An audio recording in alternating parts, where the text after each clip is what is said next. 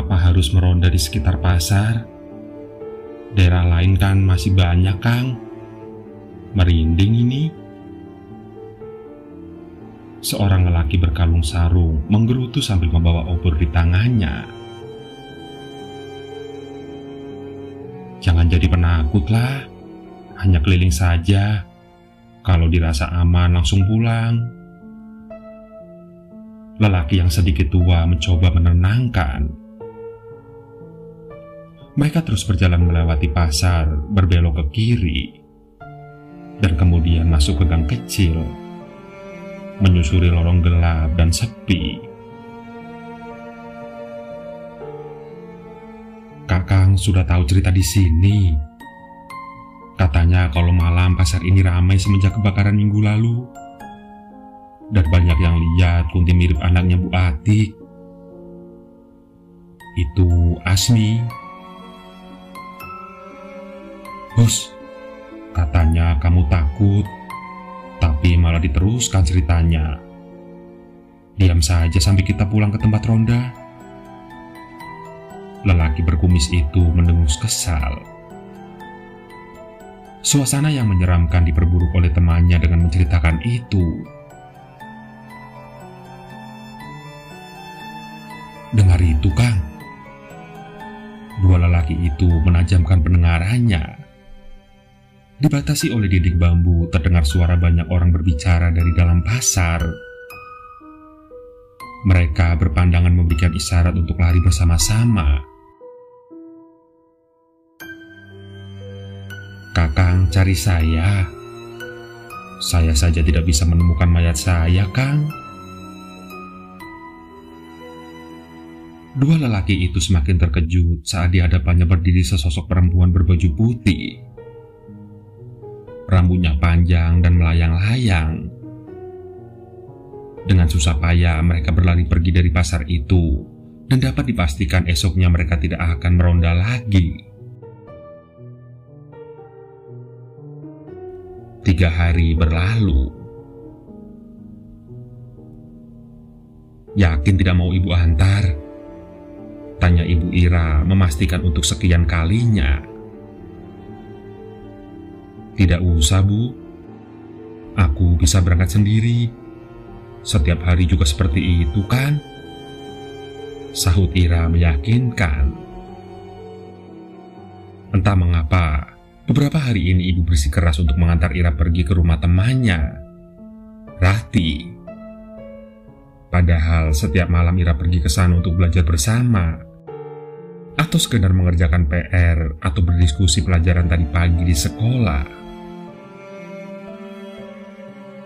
Setelah selesai langsung pulang ya. Jangan mampir kemana-mana, apalagi lewat ke pasar sebelah. Awas saja kamu tidak menuruti ibu, atau ibu besok masih mendengar kabar bahwa kamu mengambil sesuatu dari sana. Ibu kan sudah bilang, mencuri itu tidak baik. Kamu tidak ada kapok-kapoknya, padahal setiap hari dimarahi sama bapak. Lihat itu, hasil perbuatanmu. Ibu mengikat rambut Ira sambil menunjuk lengannya yang penuh bekas luka dan lebam. Setiap Ira berbuat nakal, bapak akan memukulinya sampai menangis harian. Tapi anehnya Ira selalu mengulangi kenakalan itu di hari selanjutnya.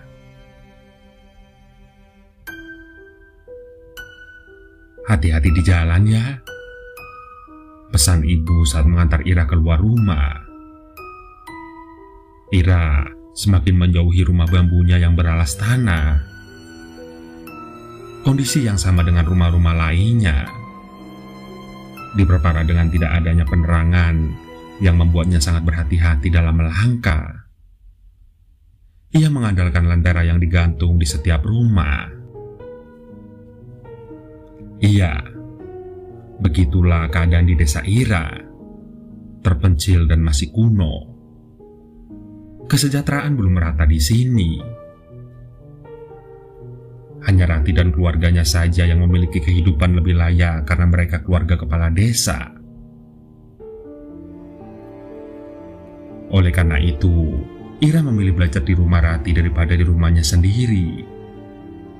Selain lebih nyaman, Ira bisa makan jajan di sana sepuasnya. Itu akan menghemat uang sakunya tiap hari.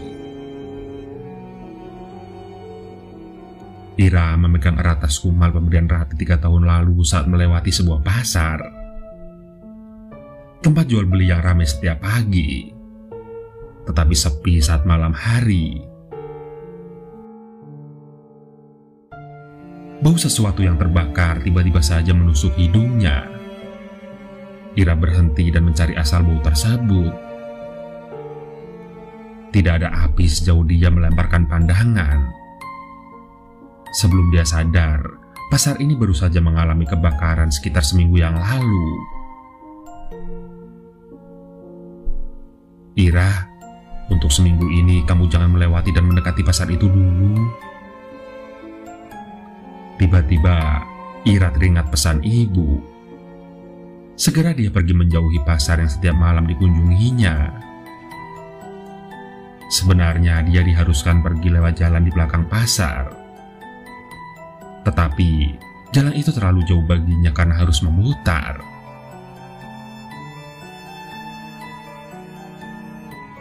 Tidak butuh waktu lama untuk sampai di rumah Rati. Ira menanggalkan alas kaki tipisnya di depan rumah. Ternyata yang lain sudah berkumpul menunggu Ira.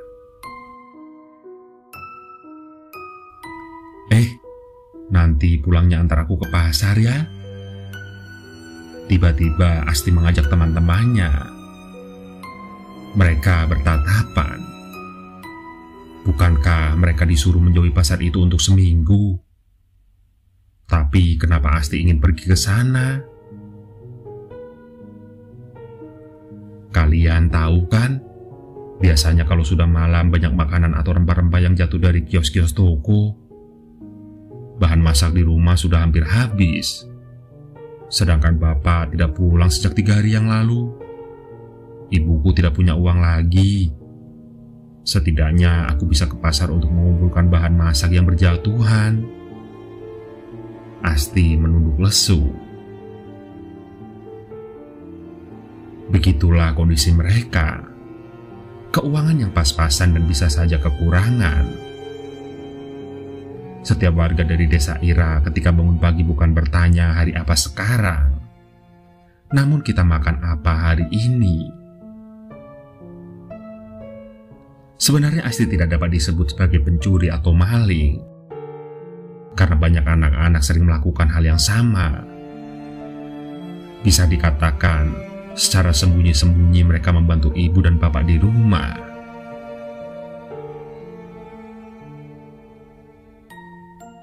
Kita kan seharusnya menjauhi pasar, karena setiap malam pasti ada. Kasih, salah satu teman Ira yang tidak jauh berbeda ikut berbicara. Namun dia urungkan, karena mereka sudah paham dengan apa yang akan dikatakan.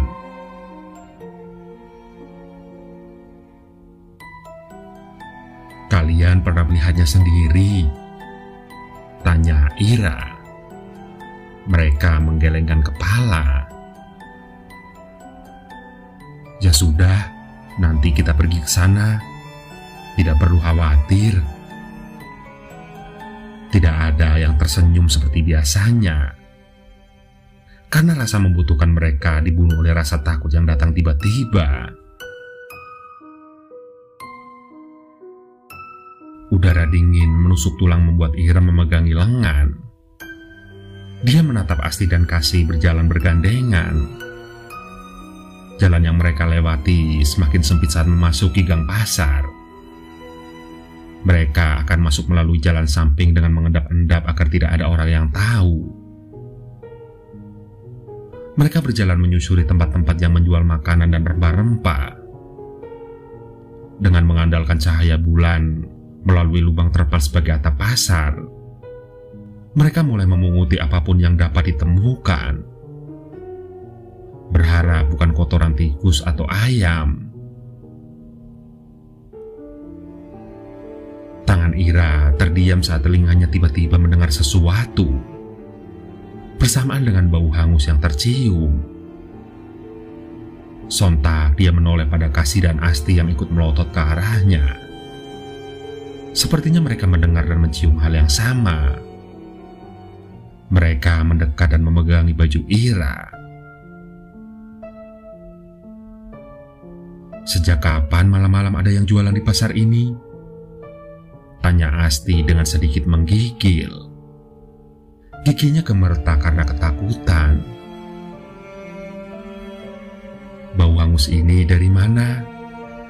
tanya Kasih yang napasnya mulai tersengal-sengal. "Arahnya dari sana ya?" Ira balik bertanya dengan menunjuk ke arah di depannya. Asti menarik baju Ira saat dia melangkah maju. Dengan sikap pura-pura berani, Ira mengangkat tangannya agar mereka diam. Kasih dan Asti mengikuti di belakang. Suara berisik seperti sedang melakukan aktivitas jual beli semakin terdengar jelas. Ira mengintip lewat kios di sampingnya untuk melihat lorong kecil di ujung sana. Matanya mendelik saat melihat 5 orang yang berdiri dengan pakaian berwarna putih sedikit menghitam. Nafasnya naik turun seperti kekurangan oksigen. Di ujung sana berdiri 4 orang dengan badan terbungkus dan satunya berpakaian terusan seperti daster. Sedetik kemudian, 5 sosok itu menoleh ke arah mereka, dan kuntilanak itu tertawa terbahak-bahak.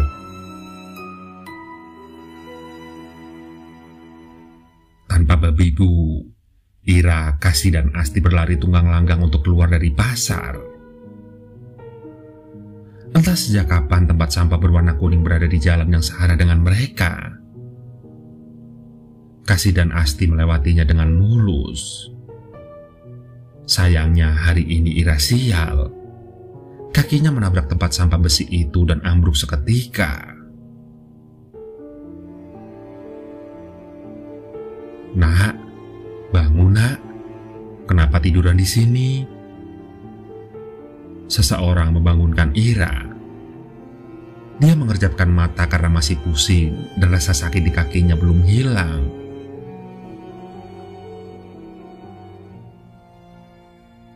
"Setan!"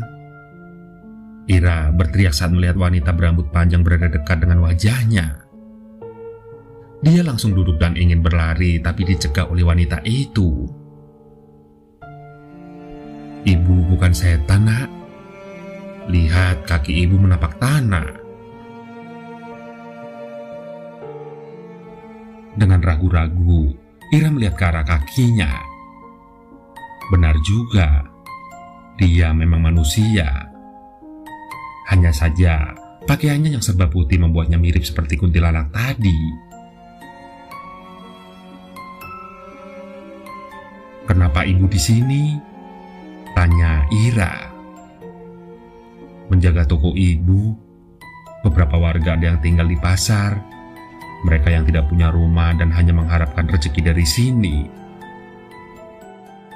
Ira terdiam sejenak, berusaha mencerna apa yang baru saja terjadi. "Kamu ibu antar pulang ya? Sudah malam. Tidak baik jalan sendiri." Ira mengangguk. Karena Kasih dan Asti sudah melarikan diri dan meninggalkannya. Mau tidak mau, dia harus diantar seseorang untuk pulang. Mereka terdiam di sepanjang perjalanan.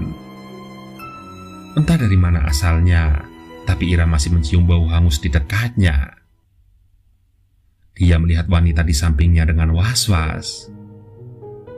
Untuk seumurannya, wanita itu terlihat lebih cantik dengan tai lalat di dahi kanannya.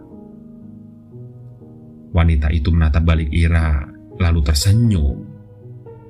Dan kemudian membuka pembicaraan. "Kenapa kamu ke pasar malam-malam?" Mereka mengobrol cukup lama. Ira menceritakan semuanya, termasuk perilaku mencurinya yang buruk. Wanita itu hanya tersenyum dan memberitahu bahwa itu tidak boleh dilakukan. Kini Ira merasakan sendiri akibatnya. Melihat tempat pocong dan sesosok kuntilanak dalam satu waktu. "Terima kasih ya Bu, sudah mengantar saya sampai ke rumah," ujar Ira saat rumahnya mulai terlihat. Dia membungkukkan badan dan meninggalkan wanita itu. Ibu Ira yang melihat anaknya pulang langsung berlari dan memeluknya erat dengan wajah khawatir. "Kamu kemana saja? Kenapa pulang selarut ini? Ibu baru saja akan ke Pak RT untuk melaporkan kamu hilang." Ira hanya meringis dengan rasa bersalah. Dia bercerita pelan-pelan sambil memasuki rumah. "Tadi kamu diantar siapa?" tanya ibu setelah menyelesaikan ceramahnya yang kurang lebih sama dengan wanita tadi. "Wanita seumuran ibu. Aku tidak tahu namanya. Namun yang bisa kulihat tadi, dia punya tai lalat di dahi kanan." Tiba-tiba raut muka ibu berubah. Dari yang mulanya khawatir, ibu semakin khawatir. "Nak, perempuan yang memiliki tai lalat dan tinggal di pasar hanyalah Asmira, salah satu korban kebakaran minggu lalu yang jasadnya sampai saat ini tidak ditemukan." Ira melotot terdiam di tempat, merasakan kengerian yang terlambat muncul. Siapa sangka kuntilanak yang tertawa tadi membawanya pulang dengan selamat. Lutut-lututnya terasa sangat lemas. Bukan itu saja, ketakutan semakin menyeruak saat dia melihat sosok di dalam rumah yang membawa rotan. Sosok itu adalah bapaknya.